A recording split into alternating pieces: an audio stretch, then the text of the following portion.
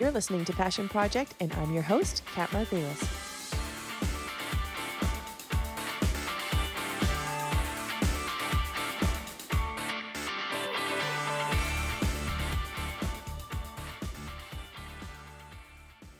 Chantel Guertin has been working in media for 19 years. She was the first ever beauty editor at Elle Canada, the editorial director at sweetspot.ca, a founding editor at The Kit, and has contributed to so many more. She is an on-air expert on the Marilyn Dennis Show and is the founder and coordinator of the Lifestyle Media Postgraduate Program at Centennial College in Toronto, helping students turn their dreams into their dream careers. Chantel is also the author of 6 novels, including Stuck in Downward Dog, and is the co-host of the podcast Beyond Soap about skincare, self-care, and the never-ending quest to look and feel our absolute best as we age. Right now, Chantel is working on 2 books. The first is a guide for college grads called Tell Your Story, How to Turn Your Diploma into Your Dream Career. And the second is a novel called Instamom about Instagram influencer Kit Without Kids, who makes her living being a child-free cheerleader, then falls in love with a widowed father. Chantel, thanks for being on the show. Thanks for having me. So we used to work together at Elle Canada many years ago as editors, and we both moved on to other projects. But I was so excited when you came out with your first book, Stuck in Downward Dog. It was something.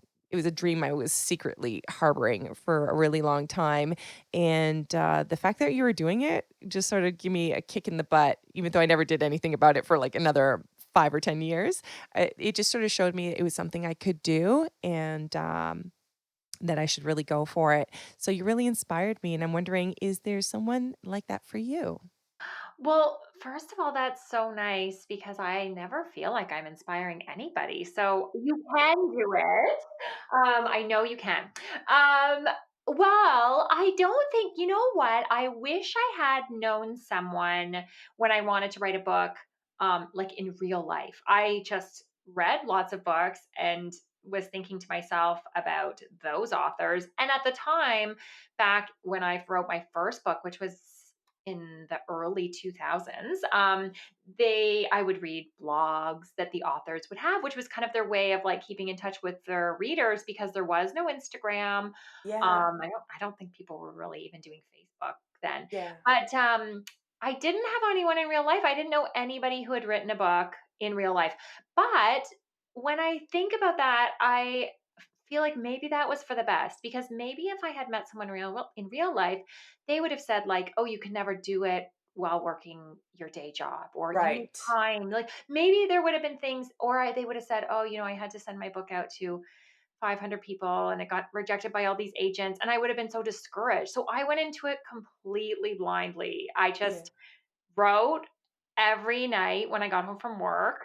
And I gave myself 1 day a week where when I would get home from my job at Elle, where I was a beauty editor, that I, 1 night a week, I could just not do that, like go out with my friends yeah, but, and then I sent it out to agents and like I definitely got a few rejections, but and then a couple of agents contacted me, which I can't even remember how. Like, I guess there was yeah. by email.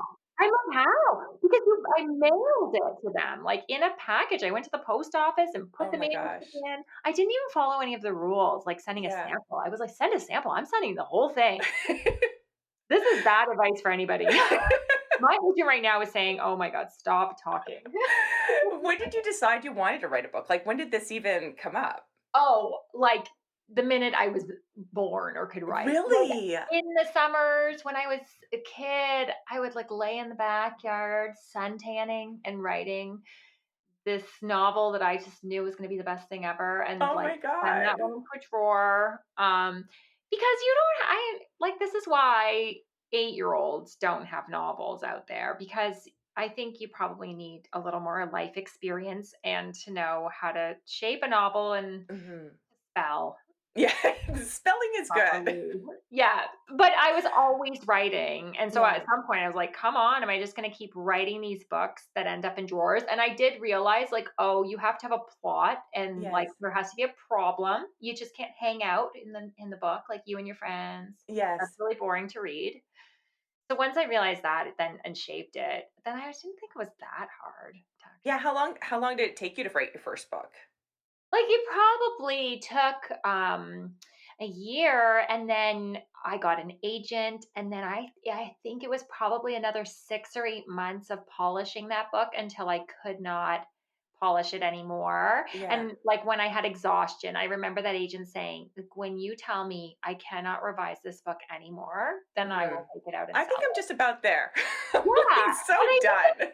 it's hard to hear that, right? Yeah. But then you know, okay, this is the best I've got. And then at Yeah. least if people reject that, you think, well, that was the best I could do. And if somebody buys it, you're also like, that was the best I could do. Of course, then you have to make it better again once an editor gets involved. But Yeah. but you know, it's like your kids. You have so many kids, you understand. You love them. Yeah. I'm sure you love your book.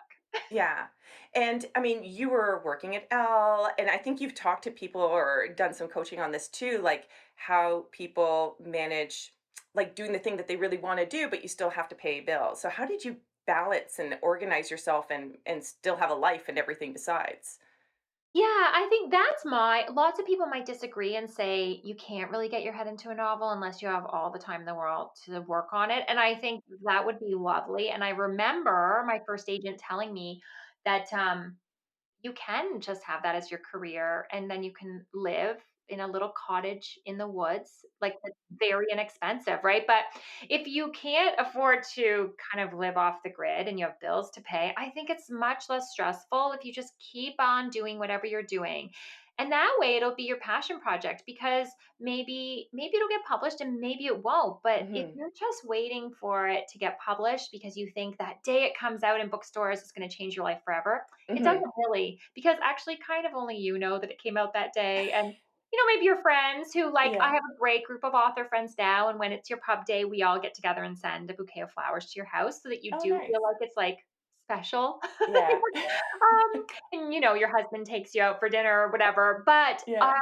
you have to love the whole process of the writing. So it's much easier to do that if you're not worried about whether it's going to sell and how much That's royalties a you're going really to good get. point because I never thought about it like that. Like I do feel like it's so hard to squeeze in a little bit of time to work on it every day. And I think about that idealized writing life, but that's true, right? There is always going to be some kind of pressure one way or another. Yeah, and once you get to that stage that maybe you do have these bestsellers that it can be Hmm. your full-time job, then I think you have the pressure of you cannot take a day off, and you can't write for an hour here or there every day. You've got to write for 6 hours, because Uh-huh. you have to be writing that book much quicker if that's going to be your job, right? Just like Yeah. we go to do whatever our jobs are, and we Yeah. do that for 6 or 8 hours a day. Yeah. Um, Speaking of that, so when you came out with your book, you were already a a very established magazine editor. You had a really great career. What was it like starting, like being the newbie? And did you ever wonder what other people might think? Because yeah. Um, well, that's a great question. I remember another editor saying to me, like, offhandedly, "Oh my gosh, it seems like everybody's writing a book." And then I was like, I've heard that too. love that. Do you want to come to my book launch the next month? Like, because I would book too, Yeah. and but who cares? Like, Yeah. I mean, lots of people, we don't read one book in our lifetime. We need lots of books, right? Yeah. So, and that's the thing, whatever you're doing, I mean, to some extent, only we care about what we are doing. Of Hmm. course, we care about our friends, but Hmm. we each have to care the most about what we're doing, which is why I think it's so important to find that thing that's your passion project, that especially if you hate your day job, Hmm. you can't do something full time that you love doing, then having those other outlets, that Hmm. gives you something to be excited about every day. Hmm. It's a nice place to work from too, without the expectation. When I started mine, I was just writing to get myself out of it, like a depression. Only later it was like, okay, I can do something with this. When you get to that point, I would say a little bit further on when you've got the agent and you're about to get published, do when it's your own, it's kind of like this like little private thing that gives you joy. What about when it's now it's time for you to share it with the world. You're ready to share it. You've been working on this thing. Um, what about that moment for you? Oh, like, how does it feel? Yeah, how does it feel? Did you ever feel doubt? I think, of course, you hope that the book is going to sell then, right? Yeah. Because you know it so well, and then it's like, okay, but nobody gave their opinion of it. I Mhm. rarely have anybody read anything I write until it's quite far in the process, because I actually have found that letting people in too early, then they have their own ideas, and you're like, that Yeah. sounds like a great book that you should write. Like, Yeah. it's really hard to write things that people are like, oh, you should write about this, and you're like, Yeah. I don't want to. So so by the time you let them in, it's like there's no going back. Like when people read it, then it's like that's the book. Like there's no Mhm. chance for you to say like, "Ooh, that was a bad scene. You should never have included in the book." And it's like, well, I can tape those pages together and hope for the best, but only in one book. So Yeah. um, so that, of course, it's a bit nerve-wracking. You want people to like it, but I always tell myself this: if anybody says, "Oh, I'm going to read your book," I'm like, like that's so nice, and I would love that if you wanted to read my book, but I'm always like, if you hated it, you don't have to tell me that you liked it, or you can even tell me you hated it. But it's like you're entitled to your own opinion. And if you didn't finish it, that's great, because I don't read any of my friends' reports that they do for the government. And I don't sit in while Yeah. they're giving someone their assessment at the That's so true. physiotherapist. Like I Mhm. don't see a lot of my friends' work or give them like claps on the back. So it's kind of funny. It's like that's my job, and I write books, and people who want to read that genre will, but you don't have to. How do you keep up the motivation or yeah, how do you know to stick with it? Yeah, like I have put many books aside. I had a Mhm. book that was set to come out and my publisher went out of business. So Oh. that book never came out. And I always just remember that whole thing about 10,000 hours to be good at anything, right? Malcolm Mhm. Gladwell says. And I think that's just important to remember. So even when I write scenes and I am like, oh my God, this is so boring, I just have to cut it because Yeah. nobody wants to read it. And I just accept that, okay, the next time I try to sit down and write, it's probably going to be a little bit better. Yeah. Um, but I definitely have books that just didn't work, and I Mhm. reworked them, and they didn't work. So you start fresh again and Yeah. hope for the best. So, does it get easier, do you feel? Um, and does it get easier and harder in different ways, I wonder, as you establish yourself more in that realm?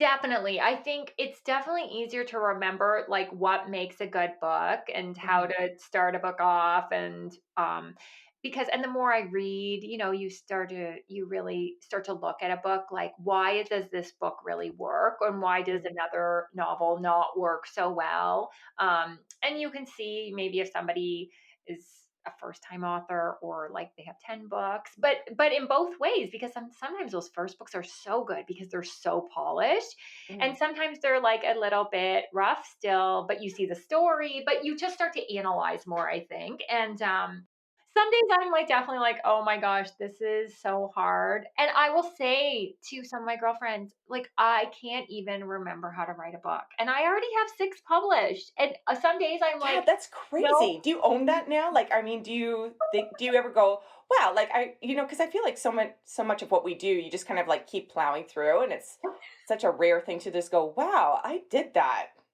Yeah, no, I don't let myself, because I'm like, no, that's like you got to move on to the next one. That's Yeah. like just keep going, but I do try to tell myself like, okay, even when I feel that way, like somehow I did get those books out, so I've got to keep on trying, because when I don't write, then I feel depressed and sad because that's like the thing I love to do. So it's like I think sometimes people think if you love to do something or you're meant to do it, it should be easy, and I think that is not true at all. I love that. Say that again.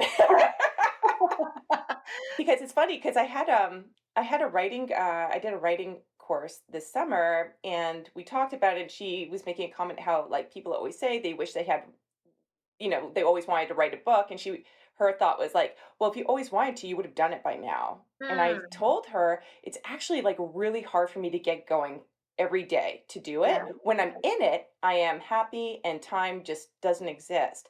But to cross that threshold is so painful. So I love that you acknowledge that. Thank It you. is so painful. It's exactly like people saying how they buy a gym membership and they never Oh, go. And if they can get there, they're like, "Why did it take me so long? I'm gonna come back tomorrow." But then they yeah. don't, Yeah. right?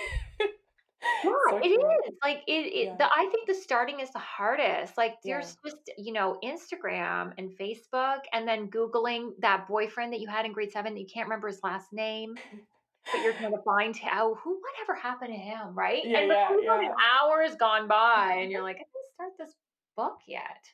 Well, what keeps you going? So I know that you always wanted to write and you love the act of doing it. Is that what keeps you going, or is there something else that like really drives you forward with this? Yeah, definitely the need to want to have a finished book, Mhm. keeps me going, and I realize now you don't need a lot of time each day, and I don't have a lot of time, and Mhm. usually I have carved out, like, 1 hour in the day where I'm gonna be able to get writing done. Mhm. So it is like that idea of exercise where you could fritter that hour away, but I know how upset I'm going to be later in that day, and there's no and other opportunities. So when I was Mhm. single and I didn't have children, like, yeah, you could fritter away a few hours and still make it up later. But Mhm. now you know what it's like. And my hour is usually between 5:30 and 6:30 in the morning, and then that's it. So, like, if I didn't get it done and this morning, I actually had a few other things to get done, and I thought to myself, "No," because the other stuff, emails or making an appointment for something, that to-do list you always have, you can Mhm. do that in between 2 things or while your kids are asking you to get them a snack. I can send an email while I'm doing 7 other things, but you can't write a scene in a book while Mhm. anybody's asking you for anything. So, Mhm. I had to get that scene done this morning, and now I feel really glad that he did because there isn't another opportunity today. But at least Yeah. now I know I got that scene down that I wanted to get down. I feel like I've got a lot of friends that are kind of at a crossroads, and there's the thing that they really want to do, and they're so close to like going for it. Um, for me personally, and I feel for them too, there's a thing about permission and giving yourself. Because for me, I'm like a frustrated film director. That's what I wanted to be when I was little, and I just was like, "There's no way I could be that one of the handful of women that actually has a career with that." And so I just feel like giving yourself permission to go for something, that's such a critical piece to like going for it, and having that a little bit of self belief. Did you have any issues with that? Like when you were like wanting to be an author, did you ever feel like, well, I'm just going to keep putting that on the back burner because I can't actually ever be like, that's not actually a viable option for me? Or do you come across that with your students? Yes, definitely, because I think you do get caught up. I think the biggest stumbling block, there's 2 I think that I see Mhm. all the time, is the how am I gonna make money at this? Right. Which is when I think like, I mean, that's why this whole idea of the side hustle, right? Yeah. Um, is kind of people's back pocket thing. I don't totally believe in the side hustle because I think you're kind of not putting your energy into that maybe, and you're just saying like it's just going to be like this side thing. But I think if you start it a little bit that way with the idea that it could become the hustle or one of Mhm. the hustles, like I think everything I do is a hustle. Mhm. And some take up more time than others, but I don't think they take up any less energy or brain power, right? So some, Mm. pay your mortgage and some don't. But Mhm. at some point that may shift or they feed your happiness and Mhm. more than others, right? So Mhm. that's a big stumbling block, I think. And then the other one I try to remember, like, is that people want things to be perfect before they start. So I love this quote: "Don't let the perfect be the enemy of the good." So Mm.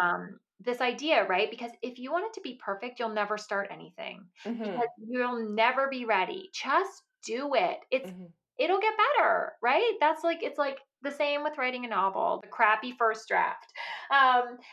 Is just if you tell that's the permission you should give yourself. You should give yourself this Oh, I permission love that it that. can be terrible. It's easy to be terrible at something. Get it out and be done, and you'll be so shocked that you just got it done. You'll be like, okay, but I told myself it was going to be terrible. So great. Yeah. Now I've succeeded at that. I've got a terrible first draft. Now the next step is to get it better. And then that seems way less daunting because you have something to work with. Yeah. Oh, I love that. That's great. Anything else you'd like to share on the passion project front and advice for listeners? Yeah, I think just to keep going. I think never have an excuse for anything. There don't use writer's block as an excuse if you're a writer, and don't let time be this stopping thing. Just if you only had a couple of days left to do all the things you wanted to do, probably that passion project is one of them. So just start doing it right now. I love that. And now tell me, what are you up to next and where can people find you? So you can find all the things I'm doing on Instagram at Chantel Guertin. I also have a website, chantelguertin.com. And I have a podcast. So it is called Beyond Soap. And I co host that with dermatologist Dr. Sandy Scott Nicky. And we're delving into everything beyond soap. So we are talking all things skincare and self care, but all the other things that we do that make us feel happy and rejuvenated, which make us look better I love that. ultimately. And that is where you listen to podcasts. And that is every Monday. We do that. Awesome. Well, thank you so much for being on the show. It was great Thank chatting with you. you. And, you're a brilliant and amazing, and I love watching you do everything you do. So, Well, I can't wait to listen to all of your episodes and read your book. Just do it. She makes it sound so easy, doesn't she? I know when I'm getting up at 5:30 in the morning to work on my book, it doesn't sound so easy. But it really is. It really is. Just take that first step. It'll get better. It'll get easier. You won't know unless you try. And if you don't try, you'll regret it forever. So don't do that. Thanks, Chantel, for coming on the show and sharing your inspiring story with us. And excited to see your next book. And your students are so lucky to have you. So, you guys, stay tuned for our next episodes and next guests. So many more super inspiring stories and people who are full of great advice. And I love just seeing how everybody pulls off their magic acts. And I'm looking forward to seeing you pull off yours. So stay tuned and keep at it. Keep dreaming, daring, doing. Until then, Kat Margulis signing off.